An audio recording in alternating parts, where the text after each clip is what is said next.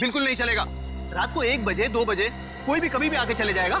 जवान लड़की के घर में रात के टाइम में किसी लड़के का आने का मतलब हम अच्छी तरह से जानते हैं। क्या चल रहा है यहाँ पे? हाँ? और ये रो क्यों रही है?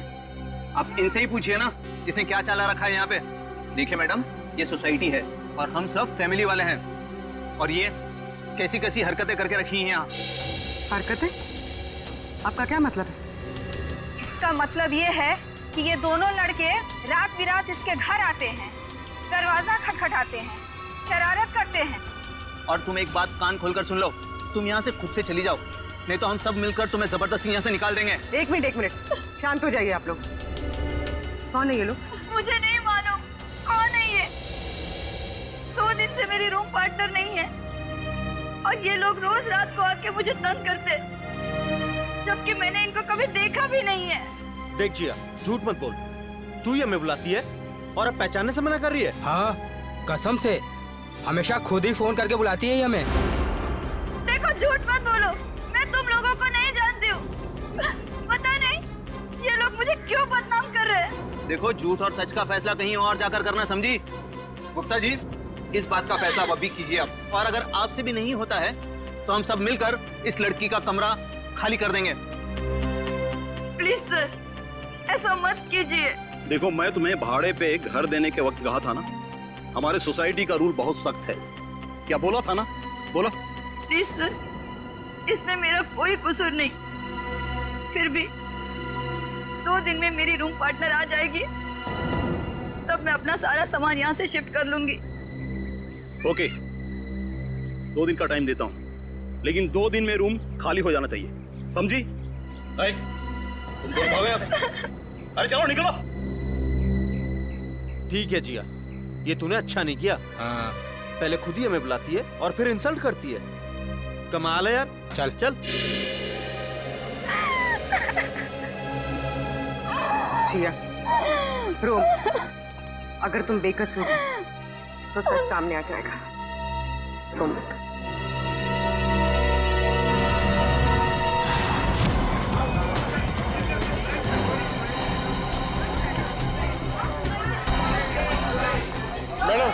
मैडम मेरा बिल बनाइए फौरन। सुनिए जरा शांत हो जाइए। देखिए, यहाँ पर खून हुआ है। जब तक हमारा इन्वेस्टिगेशन पूरा नहीं होता, कोई ये होटल छोड़कर नहीं जाएगा। मैडम, आप भी ध्यान में रखिए, कोई भी गेस्ट नहीं जाएगा यहाँ से, समझे?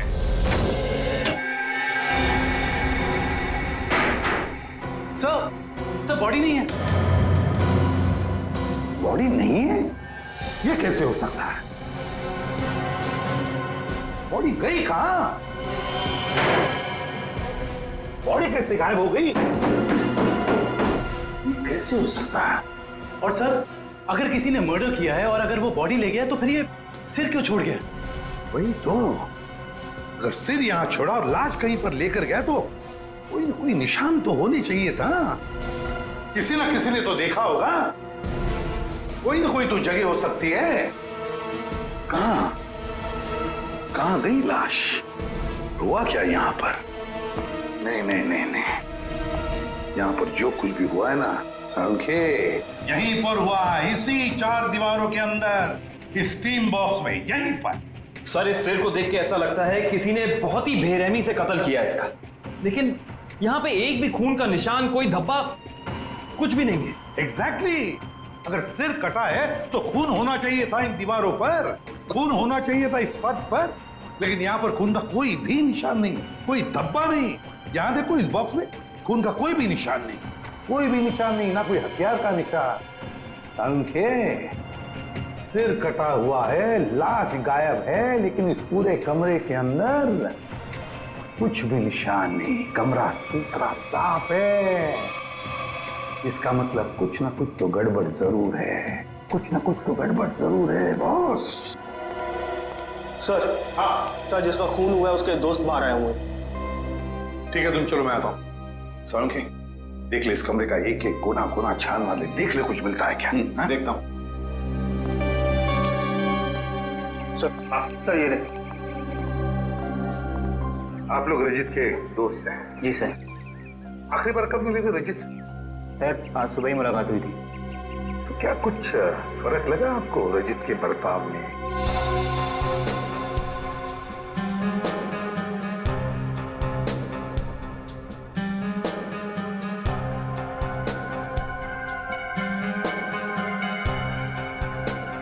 सर ऐसी तो कोई बात नहीं है।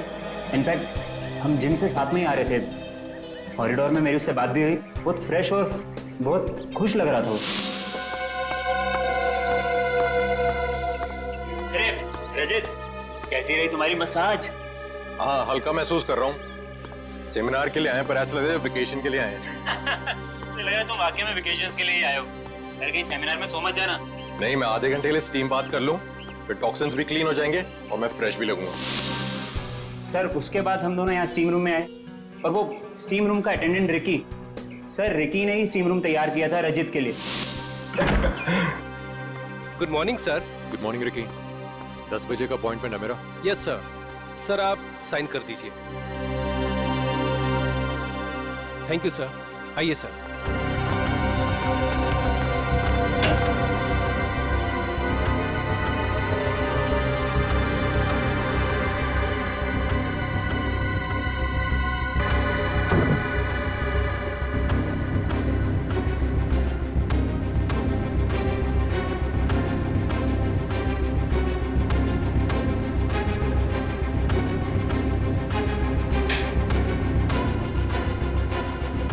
कितना टाइम लगेगा? सिर्फ 25 मिनट। चल रजित एंजॉय कर, ब्रेकफास्ट में मिलते हैं। चल ठीक है, ओके। स्टीम रूम का अटेंडेंट रिकी। रिकी, ये स्टीम रूम का अटेंडेंट रिकी कहाँ है? जरा बुलाओ उसे।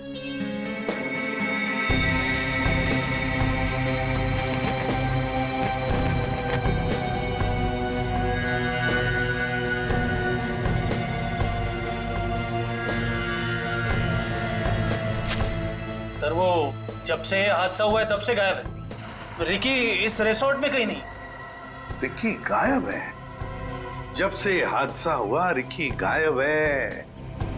इस रिकी का पता लगाना पड़ेगा। सर सर, खून, एक और लाश उधर है।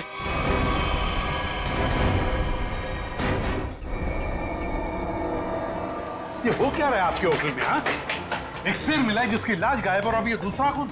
सर मैं तो खुद परेशान हूँ, ये क्या हो रहा है मैं समझ नहीं आ रहा सर। अब बाहर फिरिए।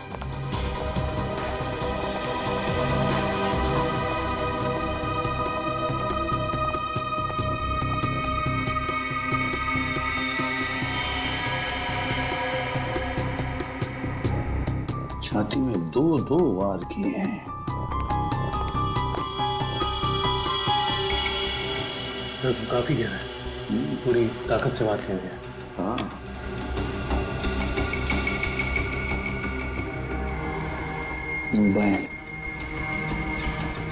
Correct sir. देखो फिंगरप्रिंट चेक करो इस पर।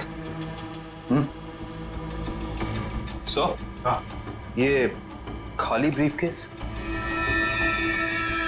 स्टील की ब्रीफकेस, वो भी खाली। जरूर इसमें कुछ ऐसा सामान था जिसकी वजह से शायद इसे मारा गया। सर ये 2 ग्लासेस।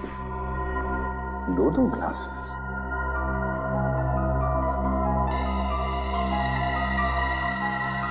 लिपस्टिक वगैरह के तो कोई मार्क नहीं, लेकिन एक बात तो पक्की है कि यहाँ पर इसे मिलने कोई आया तो था जरूर।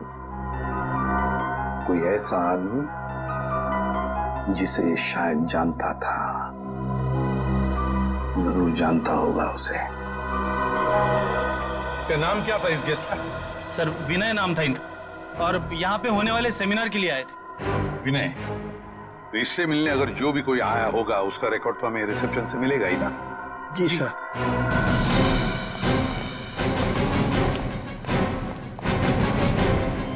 देखो विनय के बारे में और कुछ जानना चाहते हैं हम लोग। ये विनय कब आया था यहाँ पर? सर मिस्टर विनय ने आज सुबह ही चेक इन किया था हमारे रिजॉर्ट में, करीब 8 बजे। 8 बजे? जी। अकेले ही आया था या कोई साथ में भी था उसके? अब नहीं सर, वो अकेले ही थे। उनके रूम में कोई बाहर से विजिटर आया था? नहीं सर, बाहर से तो कोई नहीं आया था, लेकिन उनके सेमिनार से उनके रूम में कोई गया हो तो उसका पता नहीं हमें। अच्छा, विनय के बारे में कुछ खास बात याद आती है तुम्हें? मेरा मतलब है कुछ भी, यू नो। आपके रिसोर्ट में इस ब्रीफकेस के लिए कोई पर्सनल लॉकर है? आई एम सॉरी सर, हमारे रिजॉर्ट में ऐसी कोई फैसिलिटी नहीं है। ओके। हाँ सर, उनके पास एक छोटा सा स्टील का ब्रीफकेस था जिसे वो कुछ ज्यादा ही संभाल के रख रहे थे, और उसके लिए उन्होंने पर्सनल लॉकर के बारे में भी पूछा, बट सर हमारे रिजॉर्ट में ऐसी फैसिलिटी नहीं है। स्टील का ब्रीफकेस, लगता है ये वही स्टील का ब्रीफकेस है जो हमें उसके बेड पर से मिला है। जरूर उसके अंदर कोई कीमती, कोई इंपॉर्टेंट सामान होगा। सर ऐसा भी तो हो सकता है कि इस विनय की मौत का यही कारण हो। हाँ सर, विनय के रूम में कोई होटल के बाहर से नहीं, होटल के अंदर से आया था और दोनों साथ में ही बैठे थे। सर, करण। सर इस फोन पर जो फिंगरप्रिंट से उसे उठा लिया सर। Very good. देखते हैं आखिरी फोन किसका था। पार्टनर, जरूर किसी पार्टनर ने फोन किया था विनय को। पता लगाना पड़ेगा है कौन ये पार्टनर।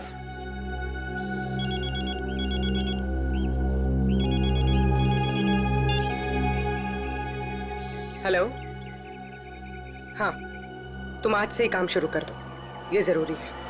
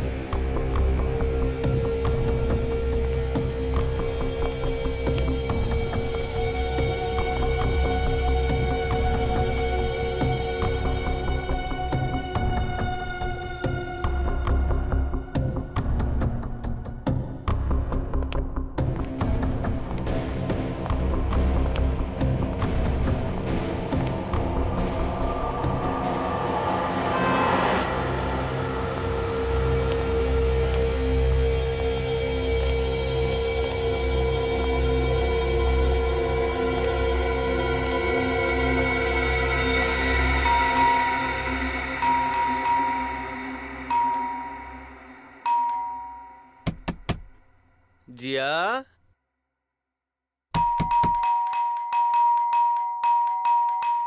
दरवाजा खोलो जिया। जिया, जिया, जिया दरवाजा खोलो वरना तोड़ देंगे हम, बता रहे हैं हम बस। ये इन लोगों का रोज का नाटक है। जिया, दरवाजा खोलो जिया। जिया प्लीज दरवाजा खोलो, प्लीज, नहीं तो हम तोड़ देंगे दरवाजा, बोल दे रहे हैं हम। जिया, जिया, पुलिस को फोन करते हैं, तभी बात समझ में आएगी इनको। जिया, दरवाजा खोलो जिया। जिया,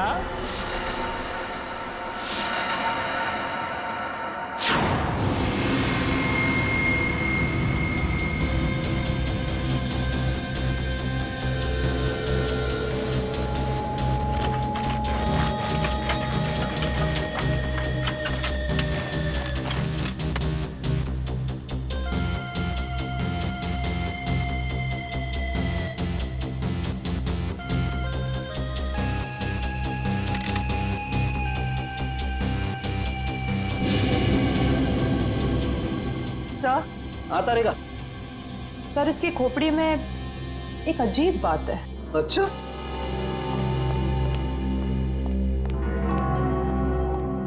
क्या अजीब बात है? सर इसकी गर्दन पे ना तो किसी चीज से काटने का निशान है और ना ही तोड़ने का। लेकिन कोई ना कोई निशान तो जरूर होना चाहिए। हाँ, कोई निशान तो होना ही चाहिए। अगर हथियार का नहीं है तो किसी और चीज का निशान होना चाहिए जिससे मारा गया। और इसकी खोपड़ी का अंदर का हिस्सा बिल्कुल खाली है। ऐसा लगता है जैसे कि सारी चीजें पिघलकर बह गई हो। ऐसा कैसे हो सकता है तारिका? इसके अंदर कोई मोम तो होता नहीं, खून है, मसल्स हैं, टिश्यूज हैं। हाँ, लेकिन ये खोपड़ी बिल्कुल खाली है। अच्छा तारिका, इसकी खोपड़ी में से जो फ्लूइड निकला था, तुम उस फ्लूइड को चेक करो, उसमें जरूर कुछ ना कुछ मिलेगा। सर,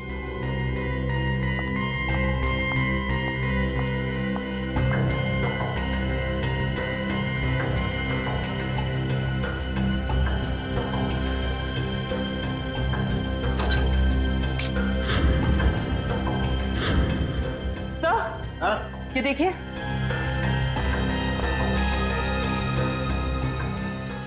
अरे एसिड, इसकी खोपड़ी के अंदर एसिड। सर इसका मतलब है एसिड या किसी केमिकल से इसके सर के अंदर के हिस्से और इसके शरीर को पिघला दिया गया और फिर स्टीम बॉक्स के ड्रेन पाइप से बाहर निकाला गया। हाँ, और वो भी 30 मिनट के अंदर। सर ये कैसे हो सकता है? हमने तो पढ़ा था कि कॉन्सेंट्रेटेड एसिड में किसी भी बॉडी को पिघलने के लिए कम से कम 20 घंटे लगते हैं। You're right, श्रेया, 20 घंटे ही लगने चाहिए, लेकिन इस केस में ऐसा नहीं हुआ। एक और बात, इस ड्रेन पाइप में मुझे कैल्शियम फॉस्फेट, जिससे इंसान की हड्डियां बनती हैं, वो और कुछ टिश्यूज के टुकड़े मिले हैं। मुझे लगता है जिस एसिड से इस आदमी के शरीर को पिघलाया गया है, ये एसिड किसी की इन्वेंशन है, कोई नई खोज। हाँ सर, उस बॉटल के निचले हिस्से से जो निशान बना था जिस केमिकल से, वो भी एसिडिक है और हमारे किसी केमिकल से मैच नहीं करता। लेकिन सर, अगर इस एसिड ने रजीत की बॉडी को पिघला दिया तो फिर वो स्टीम बॉक्स क्यों नहीं पिघला? वो इसलिए क्योंकि ये एसिड किसी मेटेलिक चीज को नहीं पिघलाता है, और इसीलिए इस एसिड को कांच की बोतल में रखा गया था। सर फिर तो उसे बहुत दर्द हुआ होगा। नहीं वंश, मुझे नहीं लगता है इसे दर्द महसूस हुआ होगा। क्यों सर? क्योंकि श्रेया पहले इसे बेहोश कर दिया गया था। मतलब पहले इसे बेहोश किया गया, फिर मारा गया, उसके बाद स्टीम बॉक्स की ड्रेन पाइप से बहा दिया गया। बहुत ही डरावना और भयानक तरीका है किसी की जान लेने का। हाँ, और बहुत ही अजीब भी। ये सब कैसे किया गया होगा, ये कौन सा एसिड है, ये सब पता लगाने के लिए मुझे थोड़ा वक्त लगेगा। लेकिन सर, अगर ये किसी का आविष्कार है, नई खोज है, तो जाहिर सी बात है उसने इसके पेटेंट को रजिस्टर करवाया होगा। बिल्कुल करवाया होगा। इंटरेस्टिंग। इसका मतलब जिसने भी पेटेंट रजिस्टर करवाया है उसकी सारी इंफॉर्मेशन हमें गवर्नमेंट ऑफिस से मिल सकती है। हेलो, क्या? रजीत का? ओके। अभी पता चला है कि विनय ने जिस पार्टनर वाले नंबर पे फोन किया था वो और किसी का नहीं बल्कि रजीत का नंबर था। इसका मतलब विनय और रजीत एक दूसरे को जानते थे और रिजॉर्ट में विनय के कमरे में हमें जो 2 ग्लासेस मिले थे उनमें से एक ग्लास शायद रजीत का था। अब तो विनय के घर वालों से ही पता करना पड़ेगा। लगता है रिकी घर पर नहीं है, तोड़ दो दरवाजा।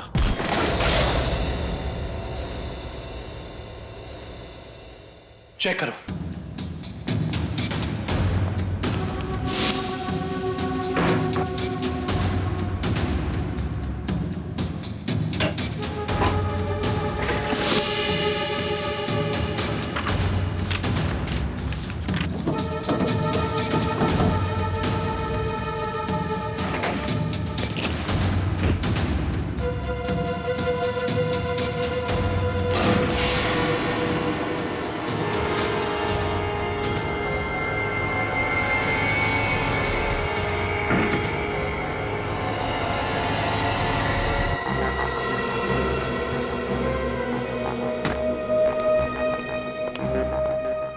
ये बॉटल देखो, इसका नीचे का हिस्सा बिल्कुल वैसे ही है जैसा निशान हमें रिजॉर्ट के स्टीम रूम में मिला। तो इस केमिकल से रिकी ने रजीत की बॉडी पिघला कर उसका खून कर दिया है। हाँ, लेकिन एक स्टीम रूम का अटेंडेंट किसी को इतनी चालाकी से नहीं मार सकता। ये उसके दिमाग का काम हो ही नहीं सकता। कोई है जो उससे ये करवा रहा है। कौन करवा सकता है ये सब? इसका जवाब तो रिकी देगा। हाँ, और उसके लिए रिकी का मिलना बहुत जरूरी है। चलो बाहर लोगों से पूछते हैं, शायद उसे जाते हुए किसी ने देखा। एक्सक्यूज मी, आप लोग सब यहीं आसपास रहते हैं? जी जी, ये वो रिकी रहता है यहाँ पे, आप लोग उसे जानते हैं? आज आपने उसे देखा? हाँ सर, मैंने देखा उसे। बड़ी जल्दी में लग रहा था और एक बैग भी था उसके हाथ में। अच्छा, यहाँ से किस तरफ गया था वो? सर उस तरफ। उस तरफ? हाँ सर, एक ट्रक आया और रिकी उस पर बैठ के निकल गया। Thank you. चलो उस डायरेक्शन में देखते हैं।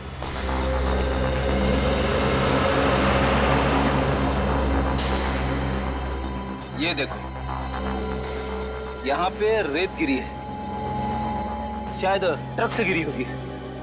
इसका मतलब जिस ट्रक में रिकी गया वो ट्रक बिल्डिंग मटेरियल लेके जा रहा था। यहाँ आसपास कुछ कंस्ट्रक्शन चल रहा है, ढूंढना पड़ेगा।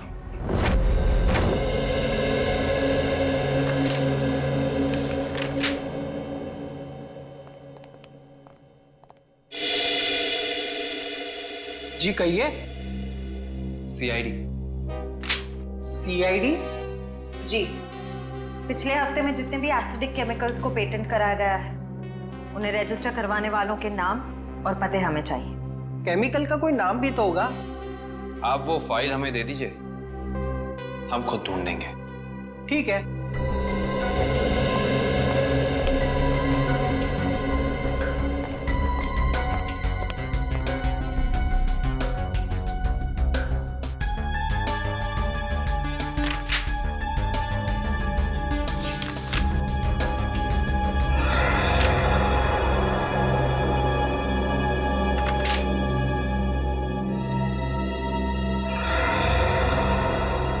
ये देखो, ये एसिड हाइड्रोवर्क्स नाम की एक कंपनी ने रजिस्टर कराया है और इस कंपनी के मालिक हैं रजित और विनय।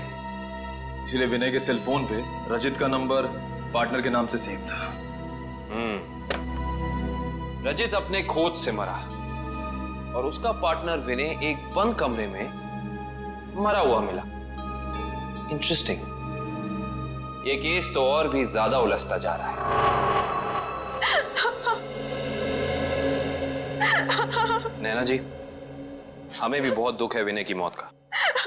हम आपका ज्यादा वक्त नहीं लेंगे। हाँ, लेकिन आपसे थोड़ी जानकारी चाहिए हमें। मुझे तो अभी भी समझ नहीं आ रहा कि विनय से किसी की क्या दुश्मनी हो सकती है। बेहद शरीफ और मिलनसार इंसान थे मेरे विनय। अच्छा, ऐसा कोई हादसा या कभी उनकी किसी के साथ कोई तू मैं हुई हो या कोई दुश्मनी, कुछ याद है आपको? दुश्मनी तो कोई नहीं थी, पर हाँ, कुछ दिनों से उन्हें कुछ धमकी भरे फोन जरूर आ रहे थे। धमकी?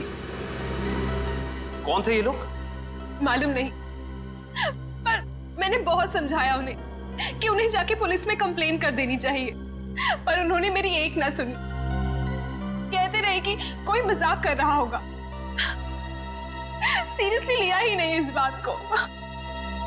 नैना जी, आप हमें हाइड्रोवर्क्स के बारे में क्या बता सकती हैं? हमारी इंफॉर्मेशन के हिसाब से विनय और रजीत दोनों पार्टनर्स थे और इन दोनों ने मिलकर एक बहुत ही खास केमिकल की खोज की थी। देखिए, मैं बस इतना जानती हूँ कि वो दोनों साथ में काम कर रहे थे, बस। देखिए नैना जी, उसी केमिकल का इस्तेमाल करके पहले किसी ने रजीत को और फिर विनय को मार डाला। ऐसा कैसे हो सकता है? वो केमिकल तो विनय अपने साथ लेकर जाने वाले थे, एक ब्रीफकेस में। उन्हें सेमिनार में कुछ पेपर सबमिट करने थे और वहीं उन्हें रजित से भी मिलना था। अच्छा नैना जी, क्या पहले कभी ऐसी कोई घटना हुई है जिससे हमें कोई सुराग मिल सके? ऐसा कुछ खास तो नहीं, पर हाँ, कॉलेज के दिनों में जब वो जूनियर कॉलेज में पढ़ते थे तब कुछ तो केस हुआ था जिसकी वजह से उन्हें कॉलेज से रेस्ट्रिकेट कर दिया गया था। अच्छा, वो केस क्या था, कुछ उसके बारे में पता है आपको? देखिए, मैं ज्यादा कुछ नहीं जानती, पर बस इतना पता है कि कुछ तो केस हुआ था जिसकी वजह से उन्हें रेस्ट्रिकेट कर दिया गया था बेवजह। कौन सा कॉलेज था ये? GRN college. Thank you. Vinay और रजीत के खून का इस कॉलेज की घटना से क्या संबंध है, पता करना पड़ेगा।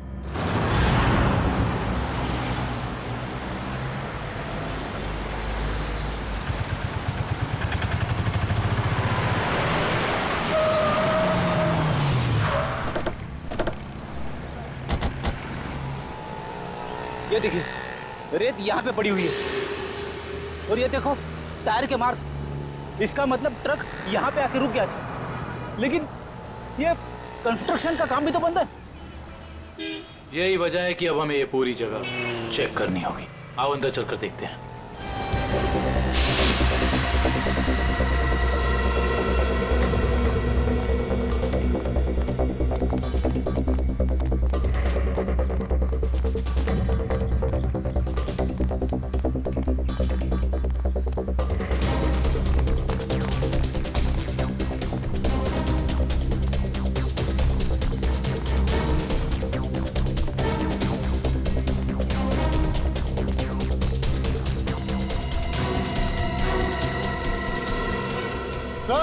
रिकी यहाँ पे है।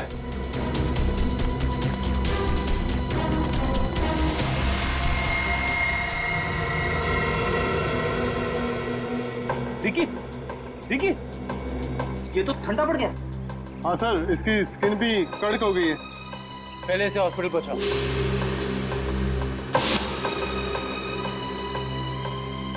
इशिता, एम्बुलेंस बुलाओ।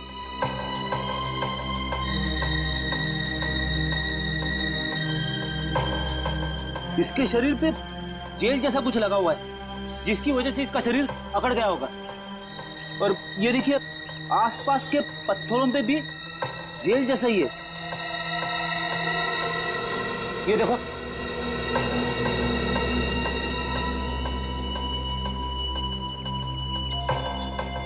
ये जेल क्या है इसके बारे में तो पता करना होगा।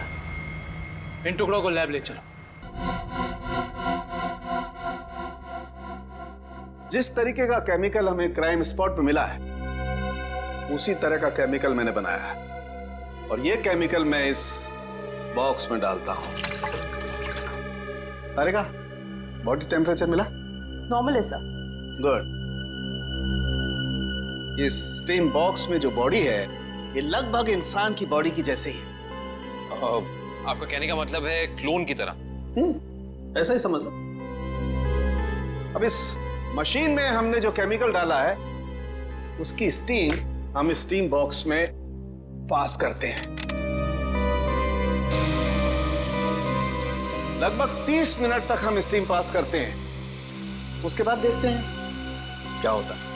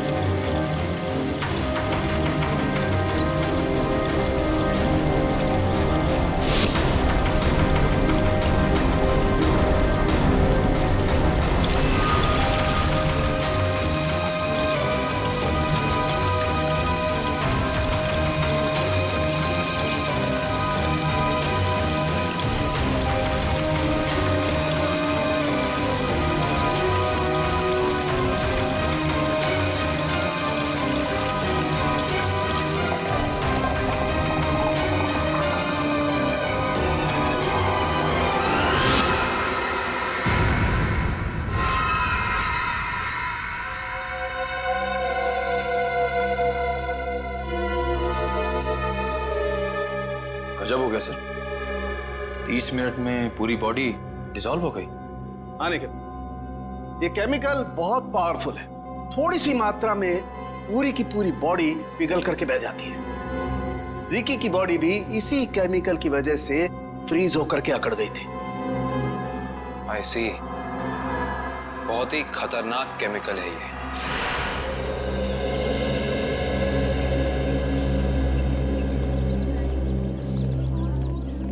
एक्सक्यूज मी, हम लोग सीआईडी से 2005 के केस के सिलसिले में आपसे थोड़ी पूछताछ करनी थी। 2005? ये तो बहुत पुराना केस है, लगभग 9 साल पुराना। आप रमेश जी से पूछिए, वो यहाँ के सीनियर हैं। Thank you. रमेश जी, हम लोग सीआईडी से 2005 में एक घटना हुई थी जिसमें रजित और विनय का नाम आया था। रजित और विनय? सर, क्या है कि हर साल इतने लड़के लड़कियां आते हैं तो नहीं, उस केस में इन दोनों लड़कों को रेस्ट्रिकेट किया गया था। रेस्ट्रिकेट? अरे हाँ, याद आया। उस साल कॉलेज के एक स्टूडेंट की मौत हो गई थी और इन दोनों लड़कों का नाम भी उस केस से जुड़ गया था। काफी बवाल हुआ था। ये स्टूडेंट कौन था और उसकी मौत कैसे हुई? मैडम, बहुत अजीब तरीके से हुई थी। ये किस्सा लेबोरेटरी में हुआ था।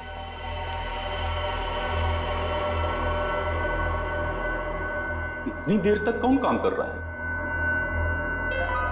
कौन काम कर रहा है?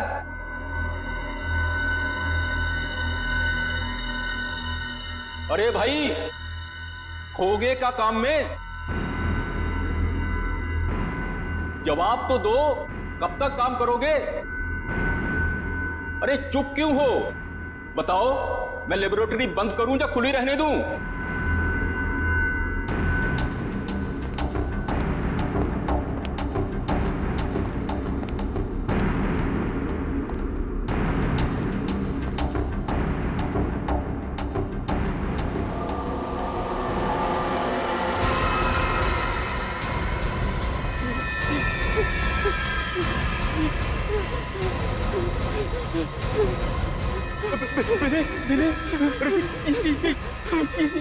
ये देखो संपत को क्या हो रहा है? सर बचाइए इसे, प्लीज सर बचाओ इसे। सर देखिए ना संपत को क्या हो रहा है। सर देखिए ना। क्या कुछ करो भाई। सर क्या हो रहा है देखिए ना। सर बहुत भयानक था वो, ऐसा मैंने पहले कभी नहीं देखा था। एक आदमी खड़ा था और खड़े खड़े पिघल गया। संपत नाम था उसका, पुलिस केस भी हुआ था और विनय और रजित को रस्टिकेट किया गया था। इस केस से जुड़ी सारी फाइलें चाहिए। हेलो, कहाँ? कौन से रेस्टोरेंट? ठीक है, मैं पहुंचती हूँ, नजर रख रहा हूँ।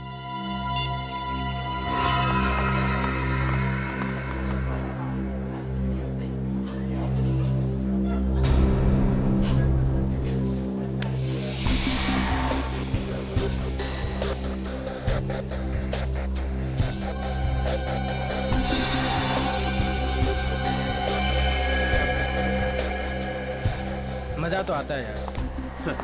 अरे काहे का मजा यार? पता है, रात को जैसे ही जाते हैं ना उसके घर के सामने, तभी चौकीदारों को पटाना पड़ता है।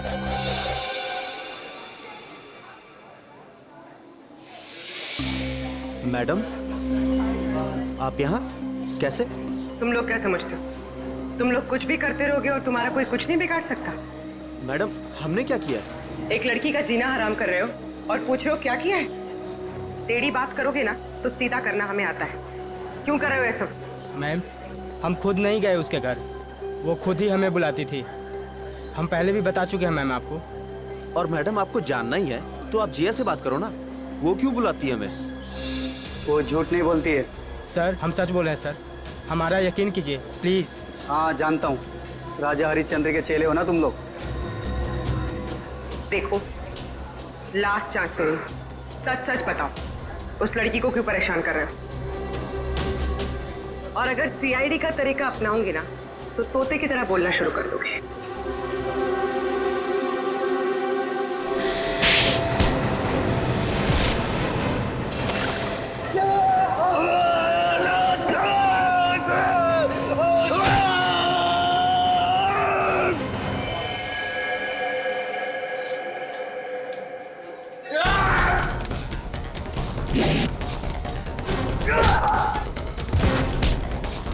लड़कियों को छेड़ता है।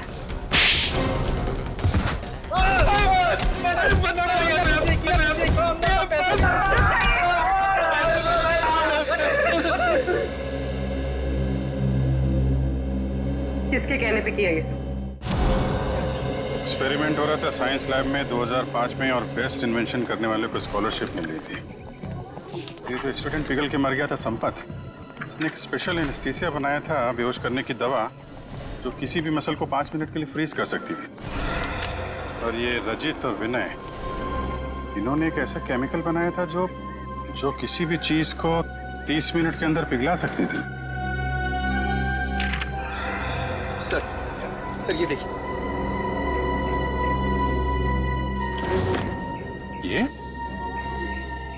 ये भी उस वक्त कॉलेज में था, पर ये बात उसने हमसे छुपाई।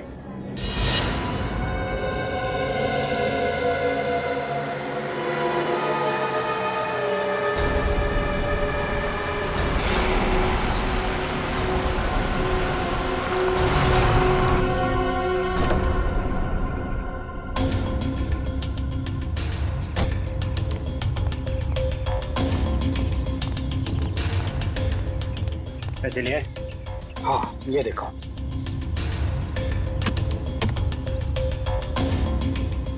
अब खुश? गुड।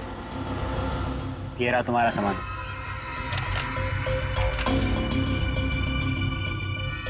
तो ये है दुनिया का सबसे बड़ा आविष्कार जो अब मेरा होगा। बिल्कुल तुम्हारा है। Thank you. वेलकम।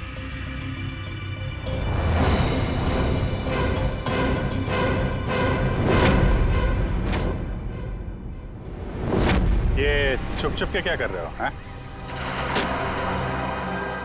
क्या कर रहे हो छुप छुप के? आगे मत बढ़ना, वरना ये बोतल इसी के साथ मैं फोड़ दूंगा। मत बढ़ना आगे, कह रहा हूँ आगे मत बढ़ना, नहीं तो ये मारा जाएगा। तुम यहाँ से जा नहीं सकते हो, छोड़ो उसे। आगे नहीं बढ़ना, कहा ना, मैं झूठ नहीं बोला, झूठ नहीं बोला मैं। पीछे रहो, आगे मत बढ़ना।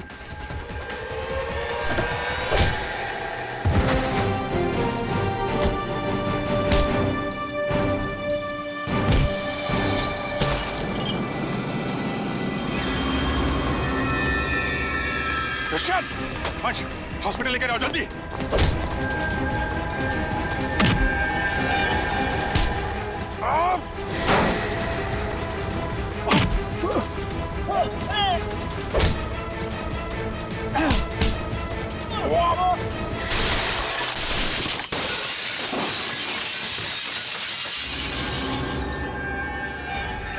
हाँ, मैं नहीं मारा उसे। मैंने और रजित के केमिकल का इस्तेमाल करके मैंने संपत को लैब में मार डाला। अरे तेन, तुम यहाँ क्या कर रहे हो? और संपत के बनाए हुए केमिकल पर अपना नाम डालकर मैंने उसे भेज दिया। क्यों किया तुमने ऐसा? मुझे पैसों की जरूरत थी। मेरे खर्चे पूरे नहीं पड़ रहे थे।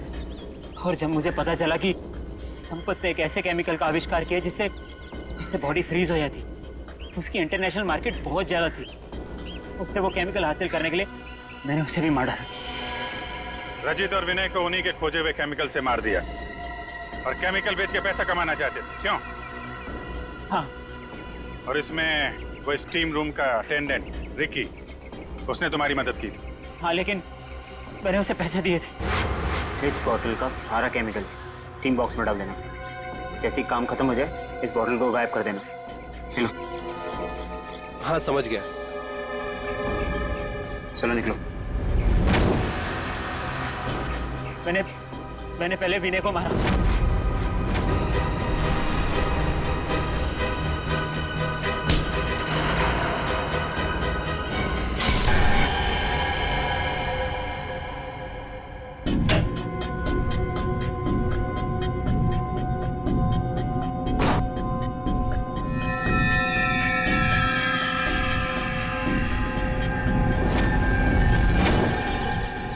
और फिर रिकी की मदद से मैंने रजित को खत्म कर दिया।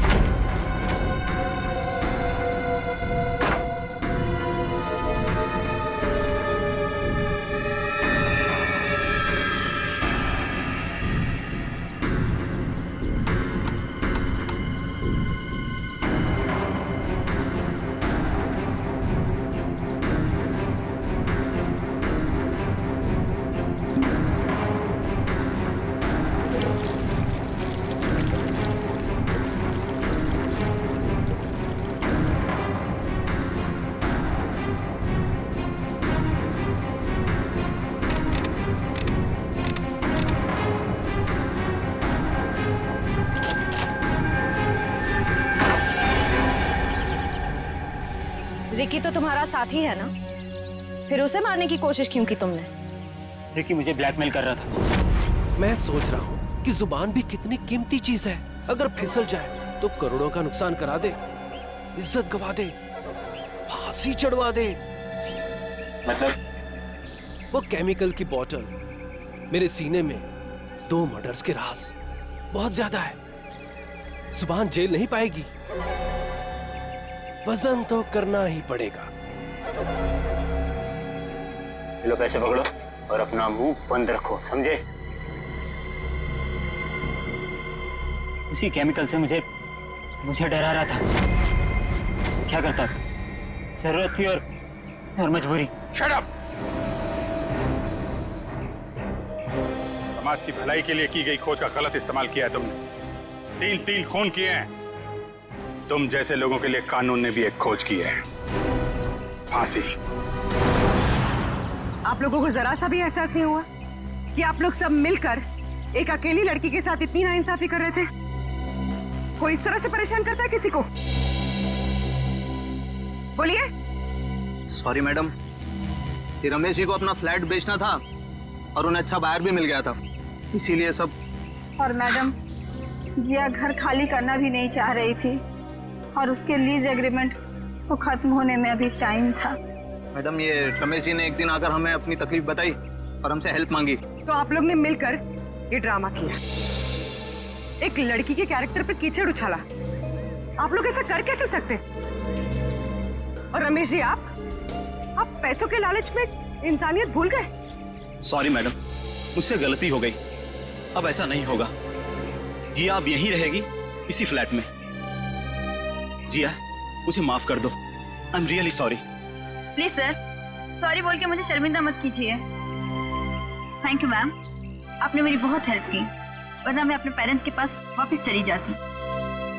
देखो जी, कभी घबराना नहीं। अपने हक और अपने सम्मान के लिए हमेशा लड़ना, समझे? Best of luck. Thank you ma'am.